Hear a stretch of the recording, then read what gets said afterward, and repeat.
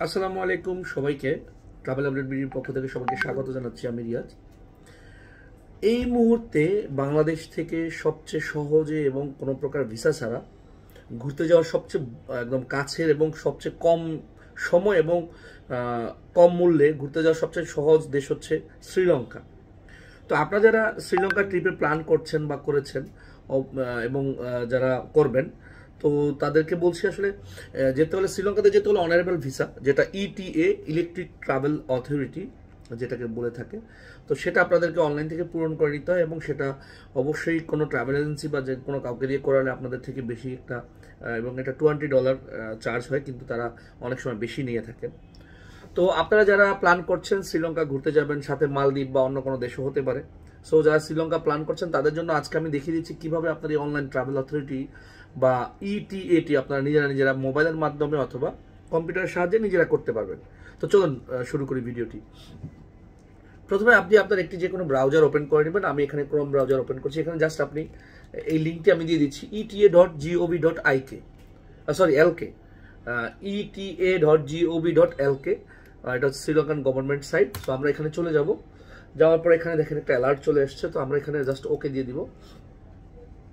ল্যাঙ্গুয়েজটা আমরা সিলেক্ট করে নিচ্ছি, এখানে ইংলিশ আমরা সিলেক্ট করে নিচ্ছি। এবার আপনি দেখতে পাচ্ছেন এখানে হোম, অ্যাপ্লাই, ফিজ, চেক স্ট্যাটাস, কন্ট্যাক্ট আস, অনেকগুলো অপশন চলে এসছে। তো আমরা অ্যাপ্লাইতে চলে যাব।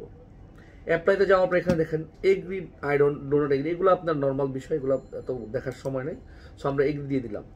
এরপরে আপনি দেখতে পাচ্ছেন এখানে ট্যুরিস্ট, বিজনেস, আপনি কোনটা করতে যাচ্ছেন। সো আমরা কিন্তু tourist and individual, tourist group, যদি আপনার একের অধিক হয় সেক্ষেত্রে অ্যাপ্লাই ফর আ গ্রুপ করাই বেটার, তাহলে আপনার বারবার একই ইনফরমেশন বারবার ফিল আপ করতে হয় না। তো আমরা জাস্ট ইন্ডিভিজুয়ালটাই দেখে দিচ্ছি। সো এখানে আপনারা দেখতে পাচ্ছেন যে সারনেম বা ফ্যামিলি নেম, সারনেম বা ফ্যামিলি নেম আপনি এখানে দিয়ে দিবেন। যেমন আমার ফ্যামিলি নেম হচ্ছে, আমি দিচ্ছি রহমান, এ হচ্ছে এমডি হাবিবুর। তো আমার টাইটেলটা আমি দিয়ে দিব। টাইটেল যেহেতু, যদি আপনি এখানে দেখেন অনেকগুলো টাইটেল আছে, ডক্টর, মিস্টার, আপনার যেটা টাইটেল থাকবে সেটা আপনি দিয়ে দিবেন। সরি। তো আমরা ডেট অফ বার্থটা এখন অ্যাড করবো। তো আমরা ডেট অফ বার্থ আমি এখানে, আপনার যে ডেট অফ বার্থ থাকবে সেটা আপনি দিয়ে দিবেন। এবং ডেট অফ বার্থটা এখানে আপনি আবার দ্বিতীয়বার এখানে দিতে হবে, ঠিক আছে?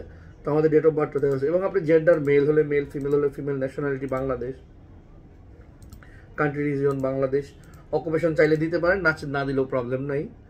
পাসপোর্ট নাম্বারটা আপনি এখানে দিবেন। এখানে আপনার পাসপোর্ট যে নাম্বারটা আছে সেটা আপনি দিবেন। এবং এখানে আপনি দেখেন এখানে নতুন করে আবার দিতে হবে।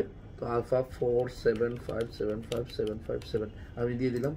পাসপোর্ট ডেট অফ ইস্যু ডেটটা আমরা দিয়ে দিচ্ছি, হ্যাঁ। এবং এক্সপায়ারি ডেটটা আমরা দিয়ে দিচ্ছি। এক্সপায়ারি ডেটটা আপনার যেটা থাকবে পাসপোর্টে আপনি সেই ডেটটা দিয়ে দিবেন।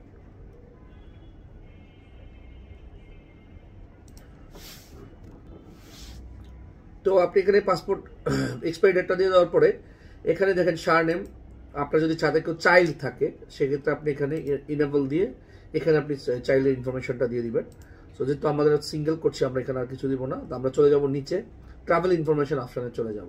সো এখানে দেখাচ্ছে যে আপনি 14 দিনের মধ্যে কোথায় ছিলেন, মানে আপনার এর আগে 14 দিন আপনি কোথায় ছিলেন। সো আমরা তো বাংলাদেশ ছিলাম, Bangladesh. Visa required days 30 days আমরা দিয়ে দিলাম। এখানে একটা সতর্কবাণী দিয়েছে, আপনারা চাইলে একটু আবার কষ্ট করে দেখে নিতে পারেন এখানে কি লিখেছে, এটা আপনারা একটু ভালো করে পড়ে নেবেন। এরপরে আসেন ইন্টেন্ডেড ডেট অফ অ্যারাইভাল, আপনি কবে নাগাদ যেতে চাচ্ছেন। সো আমরা নেক্সট মান্থের 5 তারিখ দিচ্ছি বা 6 তারিখ দিলাম। পারপাস অফ ভিজিট, এখানে অনেকগুলো অপশন আছে। তো আপনি পারপাস অফ ভিজিট হচ্ছে, আমরা যেটা করবো সেটা site seeing or holidays. So আমরা এটা করে নিলাম। এবং পোর্ট অফ ডিপার্চার, আপনি কোন পোর্ট থেকে যাচ্ছেন। তো আমরা ঢাকা দিলাম। এবং এয়ারলাইন্স বা ভ্যাসেল, আপনার ভ্যাসেলটা কি, আমরা ইউএল, শ্রীলঙ্কান এয়ারলাইন্স আমরা যাচ্ছি। তো আমরা শ্রীলঙ্কান এয়ারলাইন্স, আমরা ফ্লাইট নাম্বার দিলাম ইউএল। আপনাকে শ্রীলঙ্কান এয়ারলাইন্স লিখতে পারেন 106 বা 102 মনে সম্ভবত ফ্লাইট নাম্বার। আপনি আপনার টিকিটের যে বুকিংটা করেন সেখান থেকে এটা চেক করে নেবেন। এবং আপনার কন্ট্যাক্ট ডিটেলস বাংলাদেশ, আপনি আপনার পুরো কন্ট্যাক্ট ডিটেলস যেটা পাসপোর্টে থাকবে সেটা আপনি লিখবেন। তো আমি জাস্ট এখানে দেখানোর জন্য দেখিয়ে দিচ্ছি। তো আমরা এখানে জাস্ট একটা অ্যাড্রেস দিয়ে দিলাম, হ্যাঁ, র্যান্ডম একটা অ্যাড্রেস দিলাম, ঢাকা সিটি, ঢাকা দিলাম। স্টেট তো আমাদের নাই, তারপর আমি দিয়ে দিলাম ঢাকা। জিপ কোডটা দিয়ে দিলাম 1200 যেটা থাকবে আপনার সেটা আপনি দিবেন, এবং কান্ট্রি বাংলাদেশ, এবং অ্যাড্রেস ইন শ্রীলঙ্কা। এটা হচ্ছে একটা ইম্পর্টেন্ট জিনিস। অ্যাড্রেস ইন শ্রীলঙ্কাটা হচ্ছে আপনি যে হোটেলটা বুকিং করেছেন শ্রীলঙ্কা, সেই অ্যাড্রেসটা আপনাকে দিতে হবে। তো আপনি এখানে কলম্বো, হ্যাঁ, দিয়ে দিবেন, বা আপনার হোটেলের যে অ্যাড্রেসটা থাকবে সেটা আপনি দিয়ে দিবেন।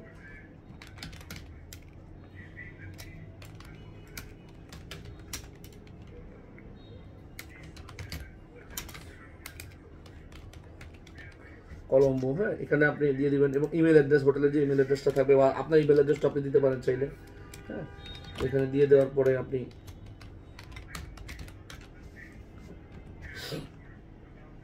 রিএন্টার ইমেল অ্যাড্রেস আপনি রিএন্টার করে দেবেন। ইমেল অ্যাড্রেস কিন্তু রিএন্টার এখানে কপি নেবে না, তাহলে আপনি এখানে আবার লিখতে হবে, হ্যাঁ।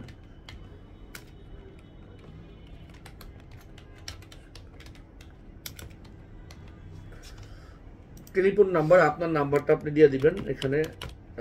সরি, আমি জাস্ট র্যান্ডম একটা নাম্বার দিচ্ছি আর কি।